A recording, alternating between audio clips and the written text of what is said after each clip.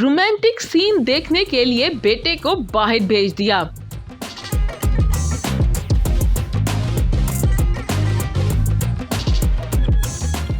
क्या ड्रामा है में बड़ा इंकिशाफ। नादिया खान का कहना था कि जब लड़की रोमांस करने पर आती आदमी बकायदा शर्मिंदा हो जाता है। क्या ड्रामा है विद मुकर्रम क्लेम कि ताज़ा तरीन किस्तों ने एक बार फिर तवक्कात को पूरा कर दिया है। इस बार मरूफ अदाकारा नादिया खान का दिलचस्पी से भरपूर रद्द-ए-अमल सामने आ गया है। नादिया खान ने क्या ड्रामा है में ड्रामा जिंदो, जिसमें अदाकारा हुमायूमा मलिक, हाजरा यामीन और गौहर रशीद मरकजी किरदार अदा कर रहे हैं, कि ताज़ा तरीन किस्त पर दिलचस्प तबसरा करते हुए नादिया खान का कहना था कि वो जो पिंक शर्ट में अदाकार है वो मेरा पसंदीदा अदाकार है। इनका तारीफ करते हुए मजीद कहना था कि इसके दांत, इसके कपड़े और इसका बोलने का तरीका, मुझे इसके अंदाज से प्यार है। उनका कहना था कि जब लड़की रोमांस करने पर आती है तो आदमी बकायदा शर्मिंदा हो जाता है, और वो सीन इतना कमाल था जितना वो एक दूसरे के करीब थे।